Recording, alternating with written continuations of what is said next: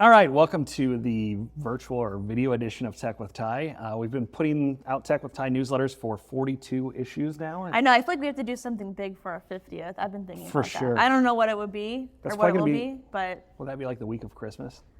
oh, it might be. Well, it's We'll give something away. Maybe that'll be cool. that would be cool. But yeah, we listened to your feedback. Most of you prefer to read it, which is absolutely fine with us because I enjoy writing them every week. And if you didn't know, Abby writes the how-to section every week. So it's not really just Tech with Ty, but it's Tech with Ty and Abby. So we appreciate you guys reading, but we also wanted to provide an avenue for you guys to watch or listen to this as well. So this is just gonna be a quick recap if you prefer this option.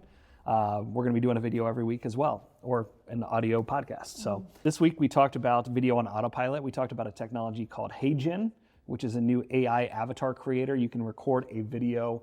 Basically, you'll talk into a camera just like this, but you need to make sure that you shut your mouth after every sentence, which is kind of awkward because if you're talking fast like I typically do. Well, me and you both, we talk fast and I tend to mumble. So at least it would get you to slow down maybe then, It like does. in terms of talking, but It does, but it's very awkward to try to close your mouth after each sentence and kind of pause.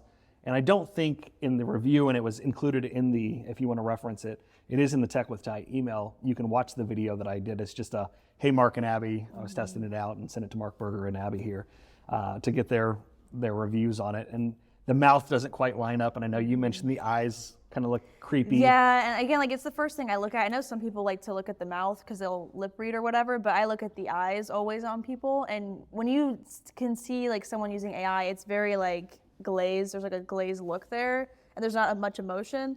Like even one point there, you were laughing, I think, and it didn't even register the laugh, like in your face at all, Well, which was kind of funny. Yeah. The other thing is like you don't blink for like a long time, which I think we blink more frequently than we actually realize. Yeah. So that's one of the things, but I did send it to one of my buddies, Chris, who's a web developer, and he said, man, that's really good. And he said, if I hadn't known you for like a decade, I don't know as I would catch that. And we had tried this back in December, and the technology's only gotten even better. We were using a product called Maverick that was doing AI avatars of yourself that I sent out Christmas, like Merry Christmas to every agent in the office, and I got legit responses with no one even knowing that I didn't actually say their names. That wasn't the goal, but I wanted to really test it to see. If anyone called you out like, hey, is this actually you? Yeah, and it did mispronounce some things, and I did notice, I did a longer version yesterday where I used a ChatGPT script to replace my voice, and when it read out my phone number, it missed a digit completely. And so I asked like the help section on HeyGen, like, hey, does anybody know how to fix this? Because I can't. Yeah, and that's why I always rewatch stuff that you're doing Oh with my AI gosh. and read stuff that you're using with AI. Because even Descript, when we'll be using that, and this is a little bit off topic, I guess, if I have we use like studio sound, which helps with the audio, and it's all done through AI. If I don't listen to it and like rate or lower the intensity of it, it'll quiet words and it'll like muffle them, which is a little bit Or it makes weird. quiet words like super loud and weird. Yeah, so you just have to watch out for stuff like that. Yeah, so it's only getting better, and I look forward to the day where we can have videos like this where we're completely AI and we just gave it a script. But I don't. That'd be terrifying a little bit. It'll be terrifying, but also like the amount of content that we could crank out would be insane. And that's Yeah. what the last one that I just did that I have to send you today is a ChatGPT script, and I want to add B-roll on top of it to see if it takes away some of the artificialness. And it would. Like, it's the Artificial. same thing, like, if you were filming a video and, like, reading the paper or something, which I do some of our agents. Like, they'll send me videos to Yeah. edit, and they'll be reading. I'll just substitute when they're reading with B-roll. Yeah, and if you guys So- don't know what B-roll is, it's basically any other footage that we would use to overlay on top Yeah. of the video or replace the video. That makes it more interesting because it's not cool to just have people talking for 5 to 10 minutes straight. Which I'm sure we'll have B-roll in here somewhere. Yeah, So- no, we'll definitely have overlays of HeyGen and all that stuff. So the AI technology for avatars is getting so much better. And actually this week, you discovered a new one called Billy, which is by Meta. Yeah, so Meta's actually apparently paying celebrities to use their likeness. I'm not sure on the duration of the time. I don't know if it's like forever. If it is, then they definitely should have asked for more money. But Yes. it's apparently between $1 million and $5 million they paid these celebrities. Like Snoop Dogg was in it, Mr. Beast was in it. Kardashian. Kendall Jenner was the one Jenner, Kendall Jenner. She was the one that I was actually watching the most of, just because, I don't know, that was just the one I picked. But you can interact with them, right? Yeah, so each celebrity has their own account and they're under different names. So I don't know if that was a part of the contract, whether or not they could actually have like Kendall Jenner's name on it. So hers is called Billy. And what you can basically do is you can message these celebrities and ask them for like advice or questions. And basically it's like ChatGPT, but they'll reply based off their persona. So like if I message Kendall Jenner, like give me 25 tips on how to promote myself in real estate, she'll reply as if Hey, it's girl. like, yeah, she'll say, hey girl, well, blah, blah, blah, and then she'll like talk like she's a 26-year-old girl.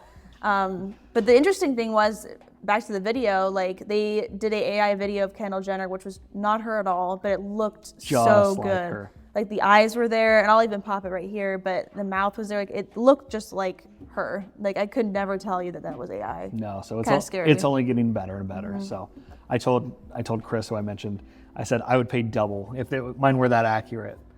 Yeah. I mean, easily.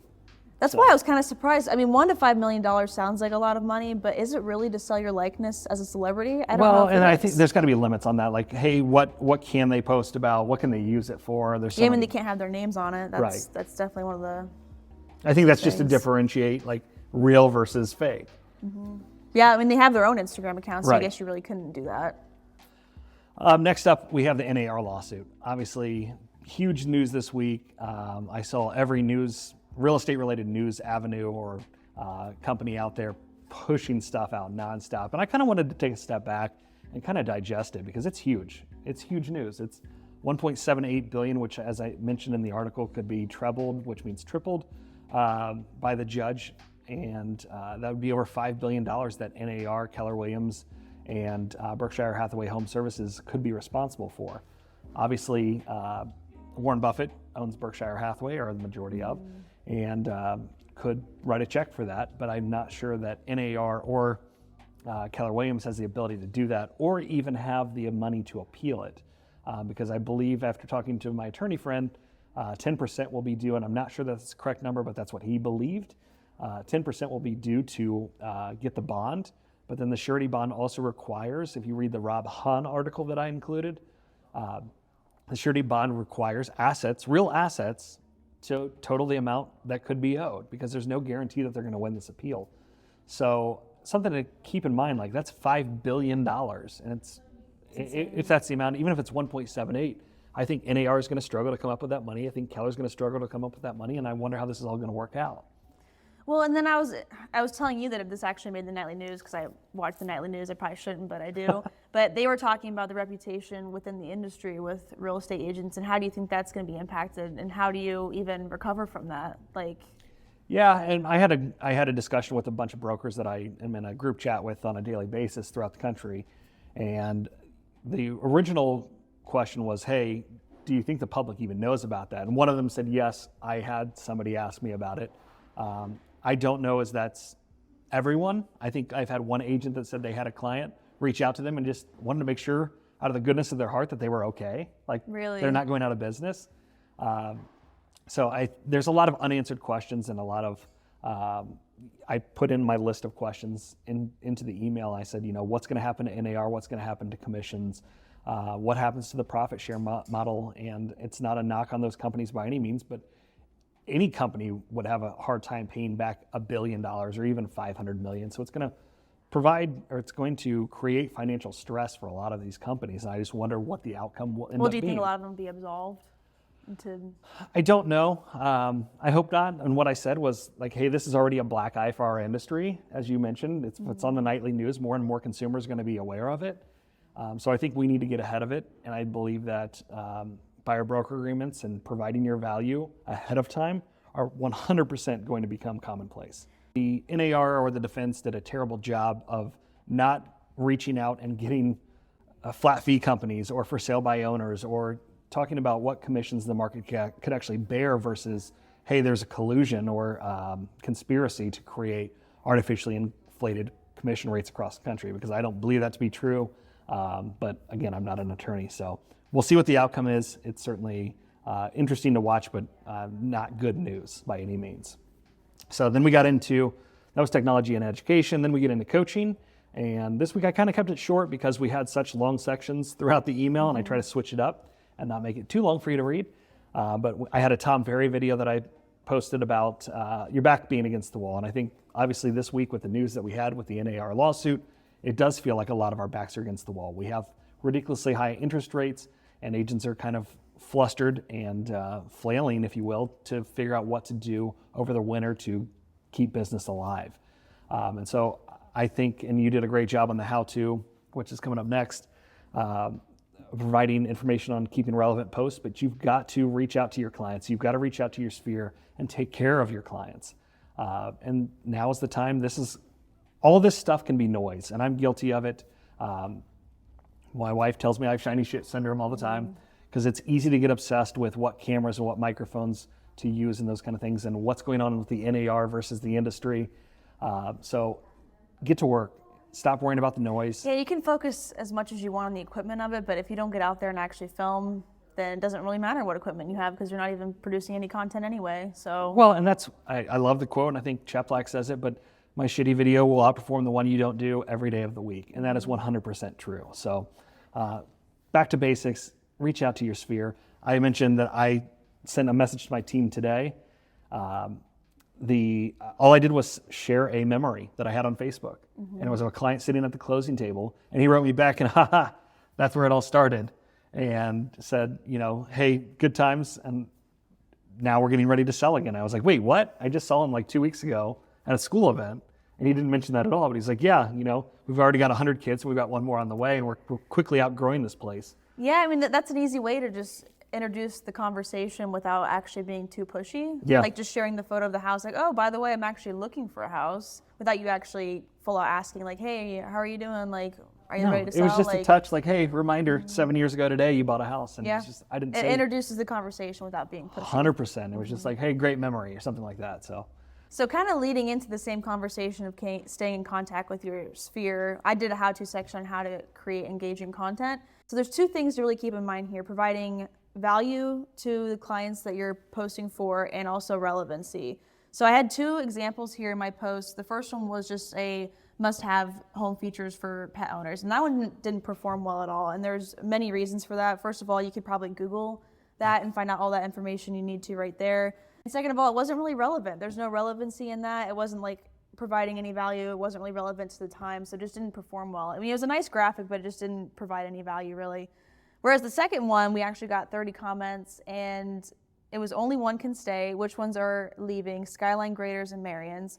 And if you don't know already, we're from Dayton, Ohio, so these are three very iconic restaurants or food locations. Polarizing, if you will. Yes, and so it triggered people's emotions into really wanting to state their opinion, so we got a lot of feedback from that. People want validation that their opinions are right, so they will always comment like, hey, Skyline's the best, or versus Gold Star, or Marion's versus Which, yeah, I was Fasano's. going to do that. I was going to do Skyline versus Gold Star, but I really feel like everyone always picks Skyline, so I didn't know if that would trigger as much emotion with people. My brother, for whatever reason, he chooses Gold Star. Which is so weird to me because like Gold Star's blah. I don't even know. Like, I guess your brother. But again, knows, it's polarizing. Yeah. And we did the same thing with our team. We did Sour Patch Kids versus Reese's, and it was like, hey, some people love that sour sweet. Some people like chocolate and peanut butter. So. And with your post, it was very relevant because it was during Halloween time when you were posting, which obviously was just a week ago. But sometimes you got to call an audible because we recorded an entire video on Halloween candies and what our top were. And you spent hours editing it, and I'm sorry not to say. hours, but no, it's no, you fine. did. It was awful. So we chose to punt and not air that video because A, it was after Halloween when it was finished. Yeah, it was. Because we did so poorly on it that it wasn't going to be relevant, and it wasn't that entertaining. So we just said, look, next year we're going to try Halloween candies from like other countries. That would be cool. And yeah, so that would be cool. I think that will be a cool one. We'll have it done weeks in advance so that we're prepared. But yeah, make sure that you're not only timely on your posts to create relevancy, but entertaining as well. So great info on that, Abby. Thank you guys so much for watching. Again, we're going to be doing this kind of weekly to make sure that you have every media format possible to digest Tech with Ty. So. And get some FaceTime with us. Absolutely. See our faces. Lucky you. See you on the next one.